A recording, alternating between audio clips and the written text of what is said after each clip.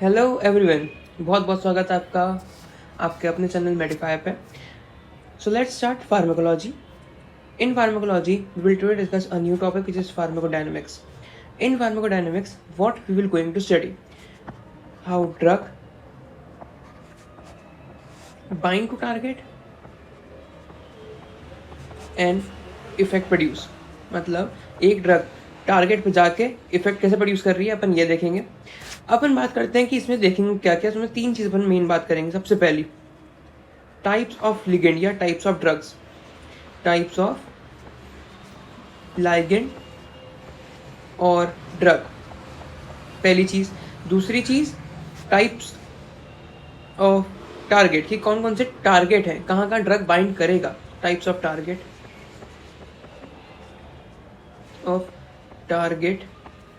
और third, dose response curve, dose response curve. ये तीन चीज़ अपन देखेंगे बस. और ये तीन चीज़ों में तुम्हारा फार्माकोडायनेमिक्स खत्म हो जाएगा. छोटा टॉपिक है, टॉपिक छोटा नहीं है, टॉपिक बड़ा है. अपन एक सिंगल वीडियो में उसको खत्म करेंगे, तो थोड़ा वीडियो लंबी हो सकती है, 40-50 मिनट की हो जाए. चलो let's start our first topic which is types of drug. So थोड़ी फास्ट वीडियो होगी तो ध्यान रखना. ना, व्हाट इज ड्रग और लिगेंड. एक लिगेंड क्या होता है, याद रखना. फार्माकोडायनेमिक्स में ड्रग को लिगेंड बोलते हैं, इंपॉर्टेंट है. हाँ, लिगेंड क्या होता है, याद रखना. लिगेंड वो मॉलिक्यूल होता है, ligand is that molecule which have high affinity, which have high affinity for its target. मतलब लिगेंड क्या है, लिगेंड वो मॉलिक्यूल है जिनके पास हाई एफिनिटी है उनके टारगेट की तरफ. ठीक है. अब ये हाई एफिनिटी जो होती है उसको स्पेसिफिक बनाती है, यानी कि स्पेसिफिक डिपेंड करता है कि हर एक ड्रग का एक स्पेसिफिक ऑर्गन होगा या स्पेसिफिक उसका टारगेट होगा कि ये ड्रग या ये लिगेंड यहीं जाके एक्ट करेगा, या स्पेसिफिक रिसेप्टर्स प्रेजेंट हो सकते हैं. ठीक है. तो ये इस हिसाब से दो पार्ट में बढ़ती है. एक होती है एगोनिस्ट और एक होती है एंटागोनिस्ट. अब ये एगोनिस्ट और ये एंटागोनिस्ट में क्या डिफरेंस है, आइए देखते हैं. एगोनिस्ट यानी कि जो प्रोड्यूस करती है इफेक्ट, प्रोड्यूस इफेक्ट. एंटागोनिस्ट जो कि जीरो इफेक्ट देती है. क्या देती है, जीरो इफेक्ट देती है, मतलब इफेक्ट नहीं देती, नॉर्मल चीज़ है. ना ही कोई इंट्रेंसिक एक्टिविटी कराती है, यानी कि zero intrinsic activity, zero intrinsic activity. Produce effect, इधर बात करते हैं एगोनिस्ट में, तो एगोनिस्ट इफेक्ट भी प्रोड्यूस करेगी और इंट्रेंसिक एक्टिविटी भी शो करेगी. तो intrinsic activity present. Intrinsic activity क्या होती है, जो रिसेप्टर है, जो उसका टारगेट ऑर्गन है, उसके अंदर की एक्टिविटी को अल्टर करना. ठीक है. तो इंट्रेंसिक एक्टिविटी भी अल्टर होती है, इंट्रेंसिक एक्टिविटी अल्टर. ना, जो एगोनिस्ट होते हैं वो फर्दर डिवाइड होते हैं तीन पार्ट में. पहला full agonist, full agonist. Second partial agonist, partial agonist. And third is inverse agonist. Full agonist जो होता है वो देता है मैक्सिमम इफेक्ट, यानी कि याद रखना मैक्सिमम इफेक्ट क्या होता है इसके हिसाब से 1. यस, 1 इफेक्ट देगा. वो भी कौन सा, +1 इफेक्ट देगा. मैक्सिमम इफेक्ट कौन सा इफेक्ट, +1 इफेक्ट. पार्शियल एगोनिस्ट यानी कि लो इफेक्ट या सब मैक्सिमल इफेक्ट, लो इफेक्ट और सब मैक्सिमल इफेक्ट, 0 से 1 तक देगा ये इफेक्ट. इनवर्स इफेक्ट कौन सा होता है, इनवर्स इफेक्ट जो होगा जो कि अपोजिट इफेक्ट देगा. इनवर्स एगोनिस्ट क्या देगा, अपोजिट इफेक्ट, अपोजिट इफेक्ट देगा, यानी कि -1. Full agonist +1, partial agonist 0 to 1 और इनवर्स एगोनिस्ट -1. आइए अपन बात करते हैं इनके एग्जाम्पल्स की, कि इनका एग्जाम्पल कौन कौन से होते हैं, क्योंकि ये तो इंपॉर्टेंट है ड्रग्स के एग्जाम्पल. तो याद रखना, जो पार्शियल एगोनिस्ट होते हैं, बात करते हैं ज़रा इनकी स्पेशल में. जो पार्शियल एगोनिस्ट होते हैं, जस्ट अ सेकेंड. हाँ, तो जो पार्शियल एगोनिस्ट होते हैं ये वाले, in the presence of full agonist, जब ये इनके साथ मिलते हैं तो ये कैसे होते हैं, तो ये एक्ट करते हैं एंटागोनिस्ट जैसे. एक्टिंग एज, जब इसके साथ प्लस होंगे तो ये एक्ट करेंगे एज, एक्ट एज एंटागोनिस्ट, मतलब ये इफेक्ट नहीं होने देंगे। समझ में आ रहा है? मतलब ये इनका इफेक्ट नहीं देंगे। फुल एगोनिस्ट है, वो इफेक्ट तो देगा, वो नहीं रोकेगा, लेकिन पार्शियल एगोनिस्ट जो होगा वो एंटागोनिस्ट जैसा एक्ट करेगा, यानी कि फुल एगोनिस्ट को भी रोकेगा, भैया इफेक्ट नहीं देना। ठीक है, क्यों ऐसा होगा? रिसेप्टर तो एक ही है, ठीक है, एगोनिस्ट आएगा, अटैच होगा तो इफेक्ट आ जाएगा, लेकिन अगर पार्शियल एगोनिस्ट आ गया इसके साथ में तो क्या होगा? ये एगोनिस्ट को रोक देगा और पार्शियल एगोनिस्ट आ जाएगा इसकी जगह पे, तो लो इफेक्ट देगा और ये कर देगा, रोक देगा तुम्हारे एगोनिस्ट को रिएक्ट करने के, तो ये एंटागोनिस्ट होता है। ठीक है, जो इनवर्स एगोनिस्ट होते हैं, जरा मैं साफ कर दूं, हाँ, जो इनवर्स एगोनिस्ट होते हैं तो इनका क्या रोल है? इनवर्स एगोनिस्ट जो होते हैं वो टाइप ऑफ एंटागोनिस्ट होते हैं जो कि एक्ट करते हैं कॉन्स्टिट्यूट रिसेप्टर पे। कॉन्स्टिट्यूट रिसेप्टर मतलब ये वो चीज़ें हैं जो कि सेम रिसेप्टर पे एक्ट करेगा, जहाँ पे एगोनिस्ट जाएगा वहीं पे इनवर्स एगोनिस्ट भी जाएगा। रही बात एंटागोनिस्ट की, तो अपन पढ़ेंगे, वो अलग चीज़ होती है जिसमें तुम्हारी वो दूसरे रिसेप्टर पे जाता है। ठीक है, कॉन्स्टिट्यूट रिसेप्टर पे जाके एक्ट करता है और ये इनवर्स इफेक्ट तो देता ही है। इसका एग्जांपल अपन देख लेते हैं, 2 एग्जांपल याद रखना अपने को, सबसे इंपॉर्टेंट है रिमोना बेंड और दूसरा बीटा कार्बोलिन क्या है? इनवर्स एगोनिस्ट है। अब ये रखना, बीटा कार्बोलिन क्या करता है? तो बीटा कार्बोलिन जो होता है वो इफेक्ट का देता है, नीचे लिख देता हूँ, गाबा ए रिसेप्टर पे, यानी कि गाबा ए रिसेप्टर पे उल्टा काम कराएगा। गाबा किसका रिसेप्टर होता है? गाबा किसके लिए होता है? काम इनहिबिशन, तो उसके एक्साइटेशन कराएगा, ऑब्वियस सी बात है। और अगर कोई चीज़ इनहिबिट कराती है तो इनवर्स एगोनिस्ट को देंगे तो एक्साइटेशन करा देगा, है ना। रिमोना बेंड जो होता है वो कैनाबिनॉइड इनवर्स, जब तुम्हारा कैनाबिनॉइड यानी कि गांजा तुमने ज़्यादा सूंघ लिया, ठीक है, तुमने गांजा ज़्यादा सूंघ लिया तो गांजे से बचने के लिए बन देते हैं रिमोना बेंड। तो ये कैनाबाइनॉइड पीसीबी, कैनाबाइनॉइड इनवर्स एगोनिस्ट। ज़्यादा गांजे के नशे हो तो ये रेमोना बेंड ले लेना, ठीक हो जाओगे। ठीक है, तो भैया ये कहानी जो थी ये थी अब तक तुम्हारी एगोनिस्ट की। अब बात करते हैं एंटागोनिस्ट की। देखो एंटागोनिस्ट, जो एंटागोनिस्ट होते हैं वो मॉलिक्यूल होते हैं जो कि इनहिबिट करते हैं एक्शन ऑफ एगोनिस्ट। जैसे कि फुल एगोनिस्ट के साथ में कौन सा था? पार्शियल एगोनिस्ट एक्ट कराता है एंटागोनिस्ट। ठीक है, एक और चीज़ है कि जो वो है तुम्हारे एगोनिस्ट, उसके एग्जाम्पल नहीं दिए तो उसके एग्जाम्पल की जरूरत भी नहीं है। जो ड्रग तुम दोगे वो इफेक्ट अगर करती है तो वो एगोनिस्ट है, ऑब्वियसली। स्पेशल ड्रग जो होती है पार्शियल एगोनिस्ट, इनवर्स एगोनिस्ट, ये होती है एग्जाम्पल्स वाली। जब तुमको एग्जाम में लिखना हो agonist most of drugs, simple.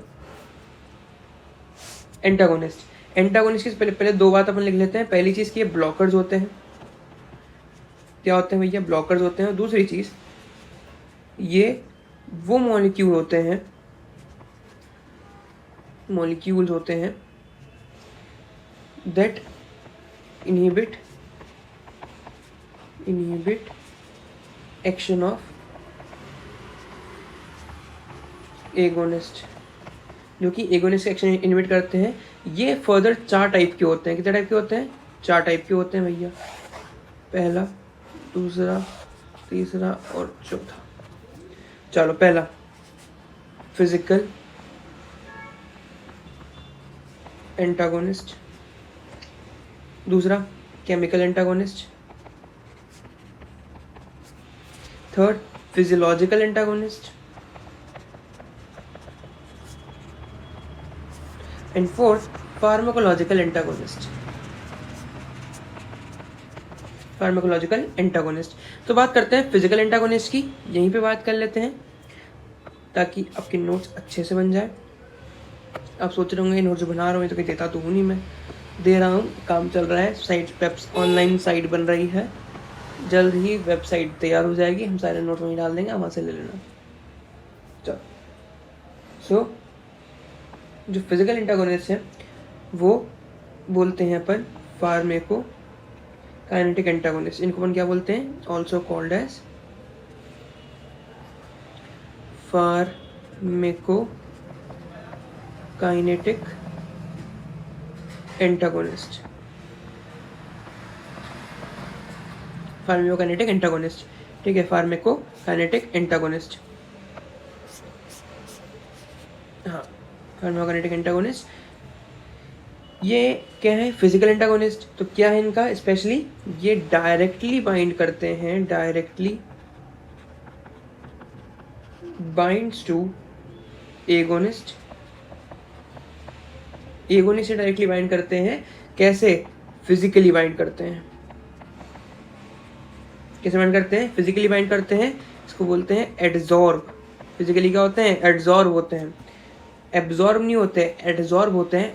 Adsorption कराते हैं और रिड्यूस करते हैं उसके एब्जॉर्प्शन को। किसके? एगोनिस्ट के। याद रखना, फिजिकल एगोनिस्ट है, क्या करे? फिजिकल एंटागोनिस्ट है, क्या करेगा? एगोनिस्ट से एडजॉर्ब हो जाएगा, उसके बाद कोटिंग बना देगा खुद की और उसके एब्जॉर्प्शन को रोक देगा। दो वर्ड बोल रहा हूँ, एडजॉर्प्शन और एब्जॉर्प्शन।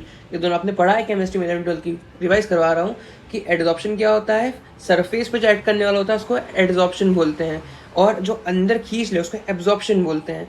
तो जो फिजिकल एंटागोनिस्ट है वो एडजॉर्ब होता है एगोनिस्ट के ऊपर, और एगोनिस्ट का एब्जॉर्प्शन रोक देता है टारगेट के अंदर, ठीक है। So example, activated charcoal. Activated charcoal, ठीक है। Next we will discuss chemical antagonist. Chemical antagonist same कहानी भैया। क्या कहानी है? तो ये जो है ये बाइंड करते हैं, लिखिए दूँ, हाँ, bind two agonist, bind two agonist chemically, bind two agonist chemically. तो ये केमिकली बाइंड करेंगे, और ये एसिड बेस वाली कहानी होती है। यस, एसिड वर्सेस बेस, ठीक है। जैसे कि एग्जाम्पल में इतना आता है एंटासिड, कि जब अपन एंटासिड देंगे तो अपने स्टमक की लाइनिंग से एसिडिक ड्रग की एब्जॉर्प्शन को रोक देगा। जो एंटासिड होते हैं वो क्या करते हैं? एसिडिक ड्रग की एब्जॉर्प्शन को रोक देते हैं। जैसे क्या करूँगा, पेप्टिक अल्सर है और तुमने एक एंटासिड लिया है, मान लो कि पोटेशियम हाइड्रोक्साइड की सिरप ली है। पोटेशियम हाइड्रोक्साइड की तुमने सिरप ले ली, QH की सिरप तुमने ली है, बी डाइजिन की सिरप तुमने ले ली, या बहुत सारी अलग सिरप्स आती है। पोटेशियम हाइड्रोक्साइड का जेनरिक नेम भी याद है। तो पोटेशियम हाइड्रोक्साइड तुमने सिरप ले ली है। अब वो क्या करेगा? वो एंटासिड है, बॉडी में आएगा, सारे स्टमक के M1 रिसेप्टर्स पे जाएगा, सबको ब्लॉक कर देगा कि भैया तुम्हारा अब एस्पिरिन का क्या होगा? एब्जॉर्प्शन नहीं होगा। एस्पिरिन का एब्जॉर्प्शन नहीं होगा, यानी कि एस्पिरिन क्या है? एक वीक एसिडिक ड्रग है। तो उससे क्या होगा? उससे पेप्टिक अल्सर हो रहा था, याद है पहला फार्माकोकाइनेटिक लेक्चर, उसी से पेप्टिक अल्सर हो रहे थे। तो उसके एब्जॉर्प्शन रोक देगा। तुम्हारे पेप्टिक अल्सर को और बढ़ने से तो रोक देगा, ठीक करने के लिए उसी ड्रग देंगे अपन, लेकिन बढ़ने से तो रोकेगा एंटासिड, ठीक है। तो एंटासिड हो गया। और कोई एग्जांपल? प्रोटामीन एक आता, प्रोटामीन सल्फेट। प्रोटामीन सल्फेट एक एग्जांपल होता है केमिकल एंटागोनिस्ट का। Then next we will discuss physiological antagonist. ये बढ़िया चीज़ है। देखो ये कहानी अपन इसमें नेक्स्ट पेज पे डिस्कस करेंगे पूरी। तो ये पूरी स्लाइड बची कुची फिजिकल एंटागोनिस्ट के नाम पे। इसको अपन बोलते हैं कॉल्ड एज फंक्शनल एंटागोनिस्ट। क्या बोल रहे हैं? फंक्शनल एंटागोनिस्ट, मतलब कुछ फंक्शन है एंटागोनिस्ट, ठीक है। अब ऐसा क्यों बोल रहे हैं? आओ पढ़ते हैं। ये देते हैं opposite effect, opposite effect of agonist. तो भैया जब बात कर रहे थे ऊपर अपन, जब अपन ऊपर बात कर रहे थे यहाँ पे, कहाँ पे? यहाँ पे, कि इन्वर्स इफेक्ट मतलब अपोजिट इफेक्ट दे रहा है, तो इसमें और इसमें फ़र्क क्या है? हम क्यों बैठे हैं, बताते हैं फ़र्क क्या है। सुनो, देखो फ़र्क इसमें ये है, opposite effect, yes, functional. Opposite effect, इसमें फ़र्क ये है कि रिसेप्टर का फ़र्क है। हाँ, क्या फ़र्क है? रिसेप्टर का फ़र्क है, देखना। It will produce opposite effect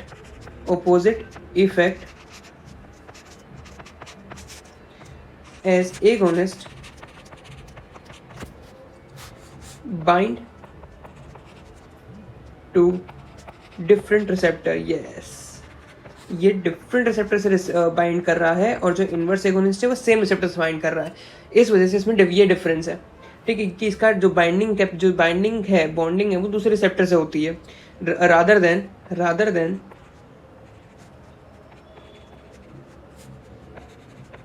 inverse agonist जो कि किससे बाइंड कर रहा है? It will bind to same receptor form with agonist will attach। समझ में आ रहा कुछ? देखो तुम्हें समझाएं, आओ इधर नीचे। हाँ, रेड लाते हैं, क्रीम लाते हैं, ठीक है। सुनना, ये तुम्हारी सेल मेम्ब्रेन है, यहाँ पे तुम्हारा एगोनिस्ट है, यहाँ तुम्हारा इनवर्स एगोनिस्ट है, और ये तुम्हारा क्या है? एंटागोनिस्ट है। क्या है? एंटागोनिस्ट है। तो जो एगोनिस्ट है वो जाएगा और बाइंड कर लेगा और तुम्हारा फुल इफेक्ट आ जाएगा। वहीं इनवर्स एगोनिस्ट आएगा, ये एक्ट करेगा और ये कैसा देगा तुमको? फुल इफेक्ट देगा +1। वही ये आके इफेक्ट देगा -1। लेकिन इंपॉर्टेंट क्या है कि ये आएगा और ये इफेक्ट देगा -1। क्या फ़र्क है? ये सेम रिसेप्टर पे जा रहा है, ये डिफरेंट रिसेप्टर पे जा रहा है, ये फ़र्क है। इसमें एग्जांपल तुमको देता हूँ मैं, तो एग्जांपल से जल्दी समझ में आएगा, सुनना। एक एग्जांपल होता है तुम्हारे पास हिस्टामिन और एड्रेनलिन का। हिस्टामिन एंड एड्रेनलिन बोल दो या एपिनेफ्रिन बोल दो, एक ही बात। अब सुनना, इनमें एक अच्छी बात क्या है? हिस्टामिन जो होता है वो बॉडी के अंदर ही बनता है, ठीक है, तो बॉडी के अंदर प्रोड्यूस हो रहा है कौन सा? ये जाके अटैच होता है H2 रिसेप्टर्स पे। किस पे जाके अटैच होता है? H2 रिसेप्टर पे। जो H2 रिसेप्टर किसके लिए क्या कराते हैं? तो ये कराते हैं ब्रोंको कंस्ट्रिक्शन। अब मान लो कि भैया तुमको एक सिंपैथेटिक ड्रग मैंने दी, ओके, एड्रेनलिन एक सिंपैथेटिक ड्रग है। अब मुझे चाहिए सिंपैथेटिक एक्शन, तो ब्रोंको डायलेशन है, सिंपैथेटिक एक्शन है, तो इसका अपोजिट एक्शन है। तो जो एड्रेनलिन है वो मैंने इसको बाहर से दी है, इसको इंजेक्ट करिए एड्रेनलिन, ये जाके एक्ट करेगा किस पे? बीटा 2 रिसेप्टर पे। किस पे? बीटा 2 रिसेप्टर पे, और ये करा देगा ब्रोंको डायलेशन।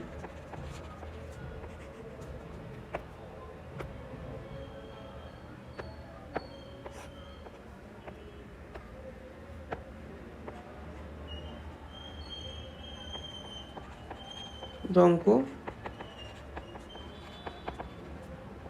डायलेशन कैसा है? इफेक्ट अपोजिट है। चलो बढ़िया, तो ये एग्जांपल है। और सबसे इंपॉर्टेंट बात, डिफरेंट रिसेप्टर, ठीक है। तो एग्जांपल में याद रखना, हिस्टामिन एड्रेनलिन। मैं एक और एग्जांपल दे देता हूँ, दूसरा, ये पहला एग्जांपल, दूसरा एग्जांपल एक और देता हूँ, प्रोस्टाग्लैंडिन और thromboxane A2। Prostaglandin and thromboxane A2, TXA2। Thromboxane A2 याद रखना, TXA2 का फुल फॉर्म क्या है? थ्रोम्बोक्सिन A2, मत भूलना। तो जो प्रोस्टाग्लैंडिन होता है वो किसके लिए होता है? वो होता है फॉर वेजोडाइलेशन, और थ्रोम्बोक्सिन A2 अपन क्यों देते हैं? फॉर वेजोकंस्ट्रिक्शन, ठीक है। तो भैया ये दो कहानियाँ मत भूलना, कौन कौन सी? हिस्टामिन और एड्रेनलिन की, और दूसरी थ्रोम्बोक्सिन A2 और प्रोस्टाग्लैंडिन की। यहाँ पे तुम्हारा खत्म होता है एक और topic, which is physiological antagonist. अब हम बात करते हैं फोर्थ टाइप जो होता है इसका, फार्माकोलॉजिकल एंटागोनिस्ट। मैं इतना क्यों खींच रहा हूँ? क्योंकि भाई यूनिवर्सिटी एग्जाम में सीधा क्वेश्चन आता है इसी पे, क्योंकि ये टाइप्स ऑफ ड्रग का बेस है पूरा, एंटागोनिस्ट, एगोनिस्ट। हमको बताया था यूनिवर्सिटी में पूरा 10 नंबर पे इसी में आया था, give a brief on types of drug. तो एंटागोनिस्ट, एगोनिस्ट पूरा लिखना पड़ा 3 पेज भर के, इसलिए अच्छे से पढ़ लो इसको। भुगत भोगी इसलिए बोल रहे हैं। बहुत मैं स्टार्टिंग में बोला भी था, I can be your senior और I can be your junior, तुम्हें पता करना है मैं तुम्हारा क्या हूँ। चलो, तो फार्माकोलॉजिकल एंटागोनिस्ट। अब भैया फार्माकोलॉजिकल एंटागोनिस्ट क्या होते हैं? तो ये होते हैं ब्लॉकर्स। क्या होते हैं? ब्लॉकर्स होते हैं। वाह यार, लेकिन कैसे ब्लॉकर है, क्या है, कुछ डिटेल दोगे? क्यों नहीं, ज़रूर देंगे तुमको। चलो, ये करते क्या है? तो भैया तो याद रखना, ये तुम्हारा एगोनिस्ट है। इसकी सिंपल लाइफ होती है, रिसेप्टर पे जाता है, बाइंड करता है और इफेक्ट दे देता है, अब यहाँ पे बीच में अपन एक बीच में एक डाल देते हैं तिनका, विच इज दिस, और ये है तुम्हारा ब्लॉकर, जो कि यहाँ पे इसको काट देगा और इस पर रिसेप्टर बाइंड नहीं होने देगा। नहीं, कर क्या रहा है? ये कर रहा है भैया ब्लॉक। किसको? The receptor, block the receptor of agonist, block the receptor of agonist on the basis of blocking, हमारे पास दो तरह से इसको बटा हुआ है, कॉम्पिटिटिव और non competitive. Competitive and non competitive अपन ने दो पार्ट में इसको बांट लिया।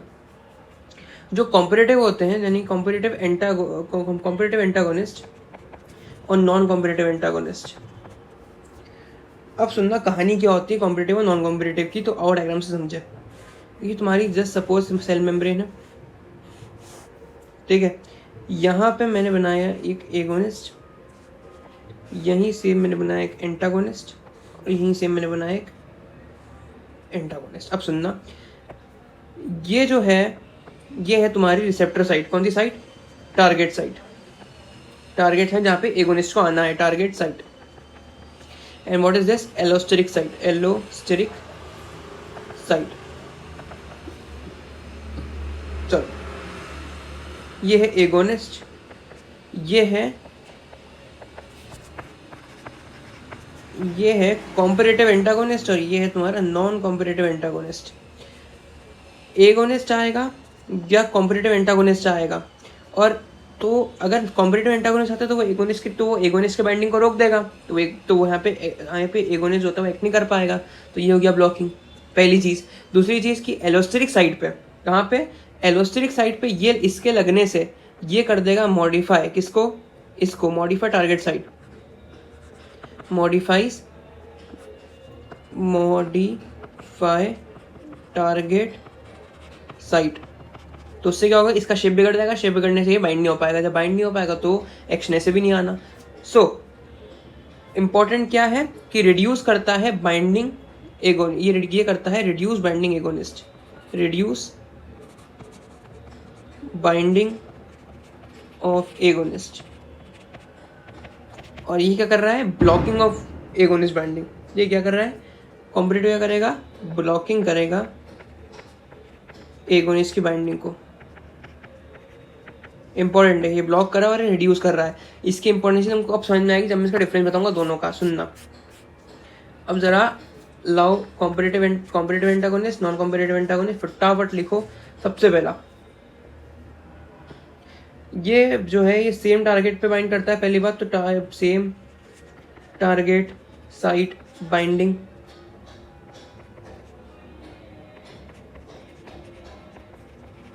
Binding, as agonist. Second point, structure of agonist is same.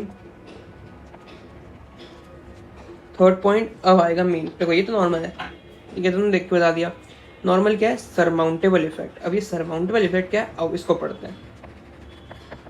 Surmountable effect ये होता है कि ड्रग की मतलब जो तुमने एगोनिस्ट तुमने दिया है या तुमने कॉम्पिटिटिव एंटागोनिस्ट दिया है, जस्ट सपोज कि बॉडी में हिस्टामिन बढ़ रहा है।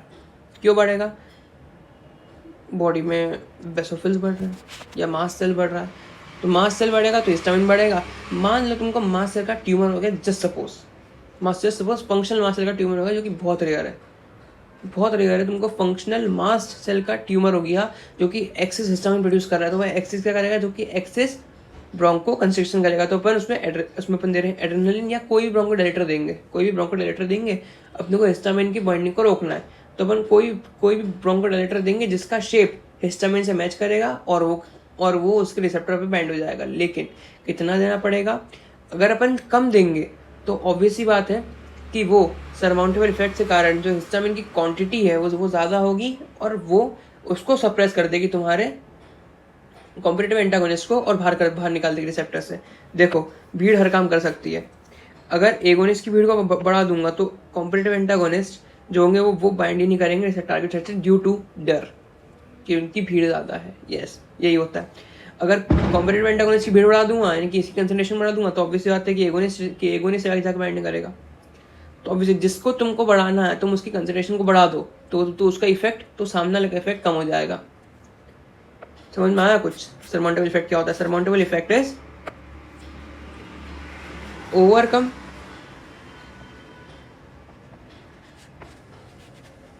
competitive antagonist by increasing concentration of agonist। अगर competitive antagonist की इफेक्ट से ओवरकम करना है तो कंसंट्रेशन बढ़ा दो किसकी, एगोनिस्ट की। सिंपल, ये लिखा हुआ है इंग्लिश में। फोर्थ पॉइंट, ये बाइंड कर रहा है रिवर्सिबली, सेम जो ऊपर है कि भैया ओवरकम करेगा यानी कि बाइंडिंग को कम कर देगा, बाइंडिंग को निकाल देगा। तो रिवर्सिबली बाइंड है तभी तो निकाल पाएगा, binding reversibly. Fifth, competitive antagonist also called reversible binders.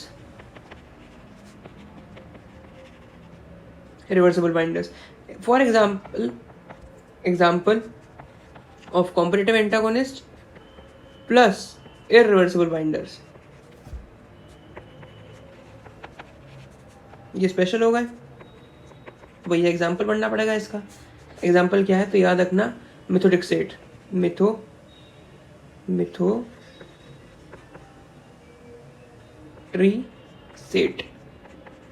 Methotrexate. चलो, तो ये कहानी होगी किसकी, कॉम्पिटिटिव एंटागोनिस्ट की। अब बात करते हैं नॉन कॉम्पिटिटिव एंटागोनिस्ट की। नॉन कॉम्पिटिटिव एंटागोनिस्ट सबसे पहले कहानी ये ऐसा है, सेम टारगेट साइट तो लिख देना, अब डिफरेंट टारगेट साइट या एलोस्टेरिक साइट फॉर बाइंडिंग। ठीक है। Second point, no same structure.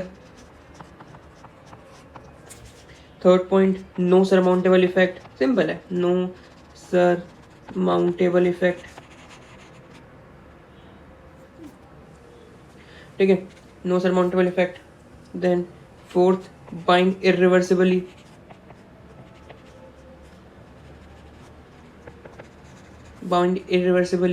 Fifth, non-competitive antagonist is irreversible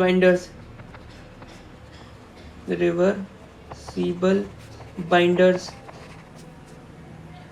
Example of non-competitive plus reversible binders is acetazolamide.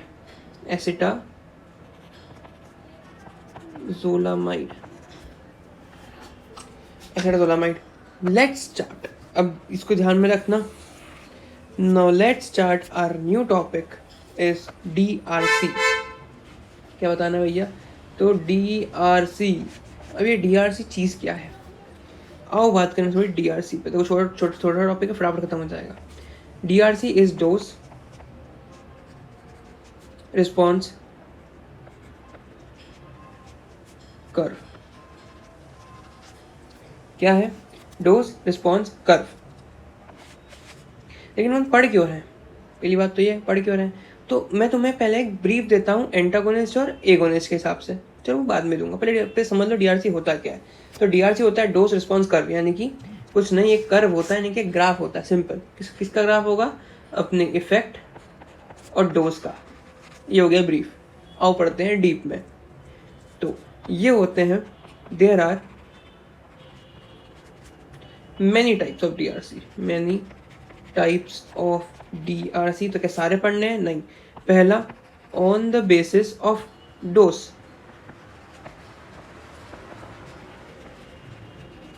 और दूसरे पढ़ने हैं on the basis of drug, on the basis of response.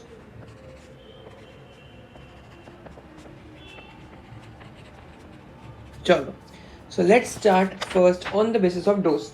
On the basis of dose, there are many types of DRC. So, on the basis of dose, सुनना, सबसे पहला होता है dose response कर, जो कि नॉर्मल डोज पे depend करता है। ठीक है, डोज रिस्पॉन्स कर कैसा होता है, ये तुम्हारा इफेक्ट, ठीक है, या रिस्पॉन्स, ये डोज, ये मैक्सिमल इफेक्ट जो कि अपने को चाहिए, डिजायर्ड इफेक्ट। हम ये बहुत ही अजीब सा ग्राफ होता है, सिंपल।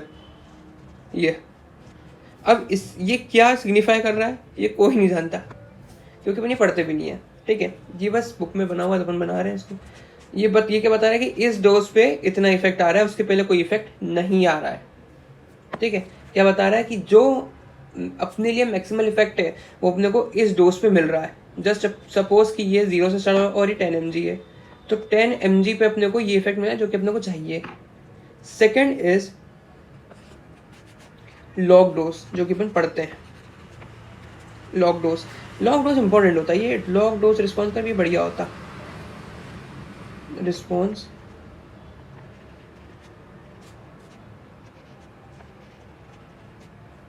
कर। देखो इसमें क्या करना है, इसमें भी ग्राफ बनाना है, लेकिन इसमें बढ़िया सा एक सिग्मोइड बना दो। नीचे क्या है, लॉग डोज, और ये मैक्स रिस्पॉन्स या मैक्स इफेक्ट।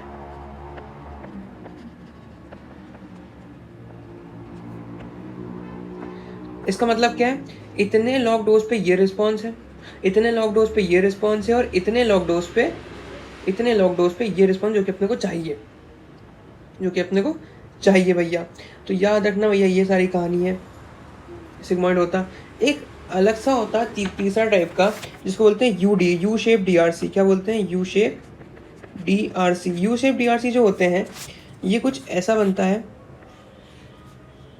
जिसमें ये वाला एरिया भी खाली होता है, यहाँ से यहाँ तक, और यहाँ से यहाँ तक भी खाली होता है, और बीच वाला भी अलग होता है। आप सुनना कि चीज़ें क्या है। ये वाला भी किसका एरिया है, एडवर्स इफेक्ट का, ये वाला भी एडवर्स इफेक्ट का, और ये थेरेपेटिक इफेक्ट का। इम्पॉर्टेंट क्या है, इम्पॉर्टेंट ये है कि यहाँ होती है डेफिशिएंसी के कारण, यहाँ होती है एक्सेस के कारण। ठीक है, और ये है होम्योस्टेसिस। ये किसके लिए, विटामिन, उनकी एक्सेस भी खराब है और उनकी डेफिशिएंसी भी खराब है। मिनरल्स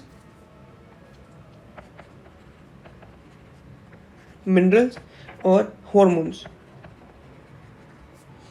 याद रखना ये तीनों के लिए स्पेशल यू शेप कर्व होता है। और what is this, A is adverse effect,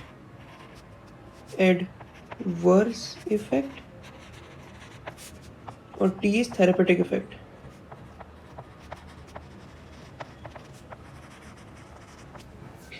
effect. So अब ये तो हो गया on the basis of dose. अब हम बात करते हैं on the basis of response भी कर्व होते हैं। देखो, on the basis of response कौन से कर्व होंगे, अब सुनना। On the basis of response there are 2 type of DRC, पहला और दूसरा। पहला है ग्रेडेड DRC, दूसरा है quantal DRC। Graded and quantal DRC। Graded DRC जो होता है वो डोज के बढ़ने से ग्रेजुअली रिस्पॉन्स बढ़ता है। ठीक है, एग्जाम्पल एंटी हाइपरटेंसिव, ज़्यादा देंगे तो हाइपोटेंशन हो जाएगा। क्या हो जाएगा, हाइपोटेंशन हो जाएगा। ठीक है, और ज़्यादा दे देंगे तो भैया परमानेंट हाइपोटेंशन हो जाएगा, तुमको और खराब हो जाएगा। और किसके लिए निकालते हैं, तो ये टेस्ट करता है एफिकेसी और पोटेंसी, और ये प्लॉट होता है for individual drug. For individual drug, ये हो गया graded DRC. Quantal DRC for individual person, याद रखना इंडिविजुअल पर्सन, एक अकेले पर्सन में क्या इफेक्ट है, ठीक है, याद रखना एक अकेले पर्सन में क्या वो है इफेक्ट है। जो कॉन्ट्रल डीआरसी होता है उसके डोज के बढ़ने से जो काम करेगा, यानी कि रिसेप्टर पे ये काम करेगा या नहीं करेगा, ये पता करते हैं। एग्जाम्पल एंटी एपिलेप्टिक, इसमें नहीं होता कि रिस्पॉन्स कितना क्या है, इसमें ये फर्क पड़ता है काम कर रहा है कि नहीं कर रहा है। एंटी एपिलेप्टिक जैसे कि फेनेटोइन हो गई, है ना, फेनेटोइन हो गई, तुम्हारी क्लोनिडीन हो गई, जो ये ड्रग्स है सिंपल है, इफेक्ट दे रही है लेकिन एपिलेप्सी को रोक रही है कि नहीं रोक रही है। अगर रोक रही है तो काम की है, नहीं रोक रही है तो काम की नहीं है, सिंपल। एंटी एपिलेप्टिक्स हो गई और एंटी एनेटिक्स हो गई। देन इसको अपन प्लॉट क्यों करते हैं, प्लॉटेड फॉर, ये प्लॉटेड सबसे पहले किस पे प्लॉट होती है, जैसे कि ये अकेले इंडिविजुअल प्लॉट हो रही है, अकेले इंसान प्लॉट हो रही है फॉर परसेंट ऑफ पॉपुलेशन और डिटरमाइन करता है क्या, इफेक्टिव डोज, टॉक्सिक डोज और थेरेपेटिक डोज।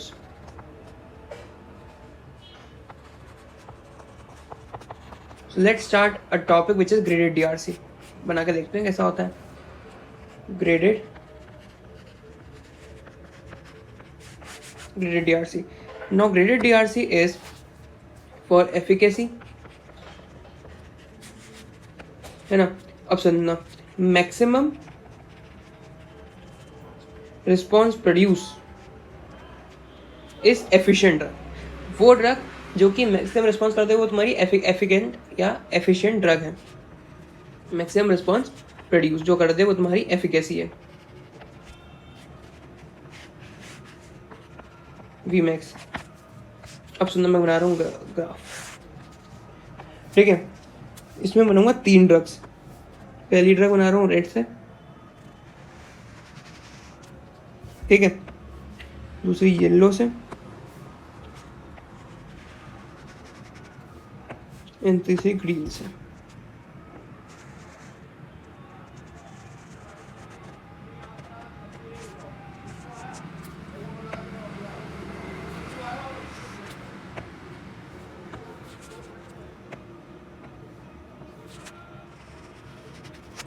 चलो, so what is different in A B C, इन तीनों में फर्क क्या है, याद रखना, ये बहुत इंपॉर्टेंट है। यहाँ पे है रिस्पॉन्स, यहाँ पे है लॉग डोज। इंपॉर्टेंट क्या है इन तीनों में, ये वी मैक्स है, याद रखना ये क्या है, वी मैक्स, यानी कि रिस्पॉन्स अपने को चाहिए। एफिकेसी कौन सी है, ए बी या सी, जल्दी बताओ। इन सब में सबसे ज़्यादा एफिशिएंट ड्रग कौन सी है, ए या बी या सी, याद रखना। In case of efficacy A is equals to C and A is equals to A is greater than B। Efficacy depend नहीं करता कि ड्रग की डोज क्या है, एफिकेसी डिपेंड कर रहा है कि काम कितना काम दे रही है कि नहीं दे रही है, जो चाहता हूँ। इतना रिस्पॉन्स चाहता हूँ, मिल रहा है, तो ए और सी इक्वल काम कर रही है मेरे लिए, लेकिन ये डिपेंड नहीं कर रहा कि ड्रग की क्वांटिटी कितनी है, डोज कितना है, ठीक है। Irrespective of dose, irrespective of dose, only effect is observed, ठीक है। सेकंड पोटेंसी, कौन सी ज़्यादा पोटेंट है, कौन सी ज़्यादा पोटेंट है, ए या सी, क्योंकि देखो इफेक्ट तो अपने को देख लिया, इफेक्ट तो भैया ए और सी दे रहा है, बी तो दे भी दे रहा, तो बी की बात तो छोड़ ही दो, वो तो पोटेंट है ही नहीं। अब इन दोनों में देखना है कि मैक्सिमम इफेक्ट कौन सी ड्रग ने दिया, कितने टाइम पे दिया और कितनी वो एक डोज पे दिया। तो सबसे कम डोज पे इसी ने काम किया है, यहाँ पे सी ने इतने पे काम किया है, और बी ने, अगर अपन बी का भी लेके चले तो बी का ये हो गया तुम्हारा, बी का मैक्सिमम डोज, बी का ये है और ये है, तो बी समझ लेना नहीं, ये हो गया डोज फॉर ए, ये हो गया डोज फॉर सी, तो more potent drug is A. Okay then, okay. तो पोटेंसी कैसे निकालते हैं, तो याद रखना पोटेंसी निकालते हैं dose required required to produce 50% of maximum effect. Maximum effect में 50% ये रहा, ठीक है। यहाँ पे डोज कितना लग रहा है, इतना लग रहा है सबसे कम। यहाँ पर डोज इतना लग रहा है, यहाँ पर डोज कितना लग रहा है, इतना लग रहा है। यहाँ का डोज कितना, यहाँ का डोज कितना लग रहा है, इतना लग रहा है। तो इससे कम डोज कहाँ लग रहा है, यहाँ पे लग रहा है। तो इसका ए अपनी मैक्सिमम ड्रग हो गई। 50% इफेक्ट देखेंगे मैक्सिमम इफेक्ट का, मैक्सिमम इफेक्ट का 50%, ठीक है। और कैसे निकालते हैं अपन ये, तो निकालते हैं मिक्लिस मेंटन इक्वेशन से, जो कि नाम याद करना है, फिर पूछता नहीं है। तो याद रखना, जो ग्रेडेड डीआरसी होता है उसमें क्या निकालते हैं, एफिकेसी निकालते हैं और पोटेंसी निकालते हैं। एफिकेसी कैसे निकालेंगे, इररिस्पेक्टिव ऑफ डोज, देखेंगे कि रिस्पॉन्स कौन कौन सी ड्रग दे रही है। और जो पोटेंसी होती है वो देखेंगे डोज कितने कम डोज पर अपने को इफेक्ट मैक्सिमम का 50% मिल रहा है। क्या देखेंगे, मैक्सिमम इफेक्ट का 50% मिल रहा है। जो चॉइस ऑफ ड्रग अपन देखते हैं, जो ड्रग ऑफ चॉइस होती है वो किस बेसिस पे होती है, एफिकेसी की पोटेंसी। 99% बोलते हैं पोटेंसी, लेकिन ड्रग ऑफ चॉइस होती है अपने एफिकेसी के बेसिस पे। मत भूलना, याद रखना, ड्रग ऑफ चॉइस होती है हमेशा एफिकेसी के बेसिस पे। फर्क नहीं पड़ता कितने डोज दे दो, लेकिन इफेक्ट करना चाहिए।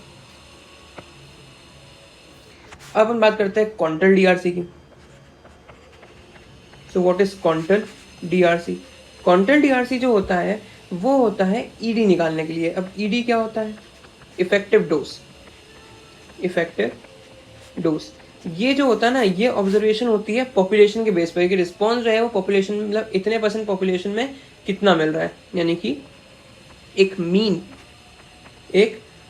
है कि भैया ये दिस अमाउंट ऑफ डोज जो है वो प्रोड्यूस करेगा, प्रोड्यूस थेरेपेटिक इफेक्ट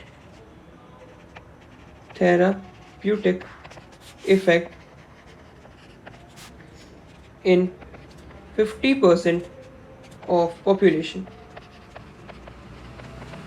कि 50% पॉपुलेशन पे ये थेरेपेटिक इफेक्ट दे देगा। सॉरी, हाँ, अब जरा ग्राफ बना ले फटाफट। चलो,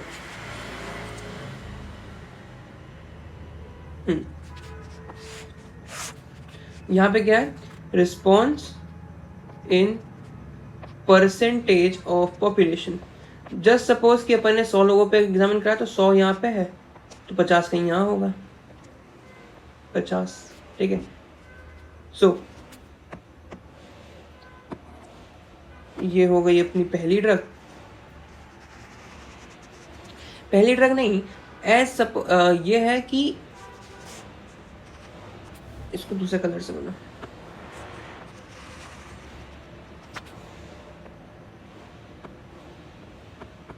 हाँ, तो ये क्या है फिर, जब भी पहली ड्रग नहीं है तो ये है क्या। देखो, ये होता है इफेक्टिव डोज, ठीक है। यहाँ पे बनते हैं 3 एरिया। क्या बनते हैं, 3 एरिया बनते हैं, ए, बी और सी। जो ए है ना वो क्या है, A is for no effect area, no effect area. और ये अपने नो इफेक्ट एरिया ये निकाला का, देखना जब अपना मैक्सिमम रिस्पॉन्स टच हुआ है, उसके बाद जब डोज बढ़ा है, ठीक है, उसके बाद अपन ने ये वाला ग्राफ शुरू करा है। रिमेंबर इट, इसके पहले कोई ग्राफ नहीं था।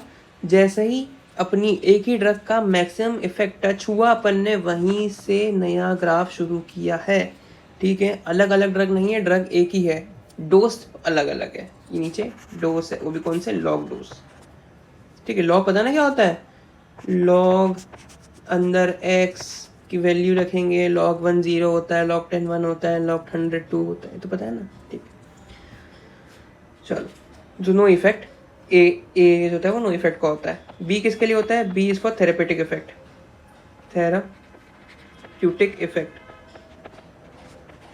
Therapeutic effect. और C is for toxic effect. मतलब यहाँ तक अगर अपन जो भी ड्रग देते हैं, ए एरिया तक, ये तुम्हारा ए का एरिया पूरा, यहाँ से लेके यहाँ तक, तो यहाँ पे तुमको कोई इफेक्ट नहीं मिलेगा। ये तुम्हारा हो गया बी का, ये तुम्हारा हो गया बी का एरिया, यहाँ तुमको मिलेगा थेरेपेटिक इफेक्ट, बचा हो गया सी का एरिया, बड़ा होगा टॉक्सिक इफेक्ट हो जाएगा। इंपॉर्टेंट क्या है, ये देखो, इसको बनाऊँ ब्लू कलर से बनाता हूँ, ये ब्लू कलर देखना, ये इंपॉर्टेंट है। What is this and what is this, बस ये सबसे बेस्ट है, यही है जो भी तुमको पढ़ना लिखना है अभी। एक लाइन ब्लू कलर के, दो और दो गोले ब्लू कलर के, ये है तुम्हारा टीडी 50 और ये तुम्हारा है LD50 या LD50, सॉरी ये तुम्हारा ED50, यस, और ये तुम्हारा LD50 और TD50। हाँ, अब ये ED50 तुमको पता है क्या होता है? ED50 होता है effective dose on 50% population. TD50 क्या होता है? टॉक्सिक डोज ऑन 50% पॉपुलेशन, ठीक है। और LD50 क्या होता है? तो LD50 सेम होता है, बस इसमें होता है लीथल। तो लीथल जो होता है वो अपन उसमें निकालते हैं, एनिमल्स पे निकालते हैं, ह्यूमन में नहीं निकालते, तो अपने को मतलब भी नहीं उससे। सो व्हाट इज थेरेपेटिक रेंज? एक टर्म आती है थेरेपेटिक रेंज। तो ये कितनी होती है? ED50 से TD50 तक।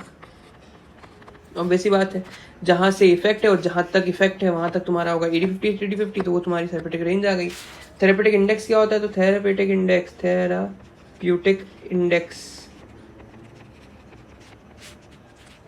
TD50 अपॉन ED50,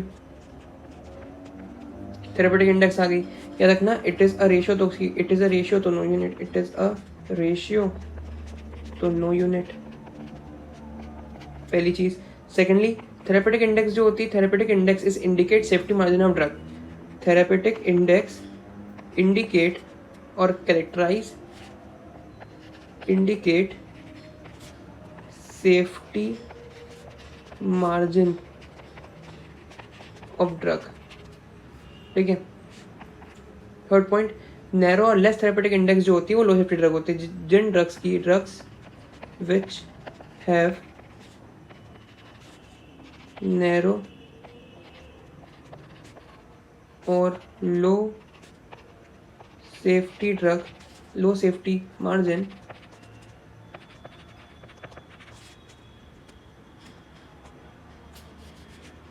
उनका थेरेपेटिक इंडेक्स भी कैसा होता है? तो थेरेपेटिक इंडेक्स भी लो होता है, ठीक है। लो थेरेपेटिक, और सबसे इम्पोर्टेंट, फिर जो ये ड्रग होती है तो भैया होगी अनसेफ, क्योंकि which have narrow therapeutic index, low safety margin है, यानी कि थेरेपेटिक इंडेक्स कैसा है? कम है। तो ये कैसी हो गई? लो सेफ्टी, यानी कि ये हो गई भैया अनसेफ ड्रग्स। लेकिन देनी तो पड़ेगी क्योंकि ट्रीट करना है, तो क्या करेंगे? कंप्लीटली अनसेफ तो नहीं है, थेरेपेटिक इंडेक्स कम है, यानी कि लो सेफ्टी मार्जिन, यानी कि सेफ्टी तो है, तो उसको अपन करेंगे मॉनिटर। क्या करेंगे? मॉनिटर। और इस मॉनिटर की प्रोसेस को अपन क्या बोलते हैं? TDM। अरे यार कहाँ गया, हट गया क्या? चलो कोई बात नहीं। TDM तक याद है? हम बोलते हैं TDM which is therapeutic drug monitoring. TDM किसके लिए करते हैं? तो याद रखना, do for narrow therapeutic index. Secondly, cannot measure for, जिसके लिए अपन टॉक्सिक इफेक्ट मेजर नहीं कर सके, cannot measure toxic effect. Third point, जो पॉइजनिंग कॉज कर देती है उन ड्रग के लिए करते हैं। फोर्थ, जिनका कंप्लायंस अपन चेक कर सकते हैं उनके लिए, कंप्लायंस चेक करने के बाद में कि सेफ है कि अनसेफ। और चौथी, जब पेशेंट में नेफ्रोटिक सिंड्रोम हो, nephrotic and renal failure, nephrotic और रीनल फेलियर हो पेशेंट में, पेशेंट के लिए करेंगे TDM which is what? Therapeutic drug monitoring, जिनका थेरेपेटिक इंडेक्स कम होता है।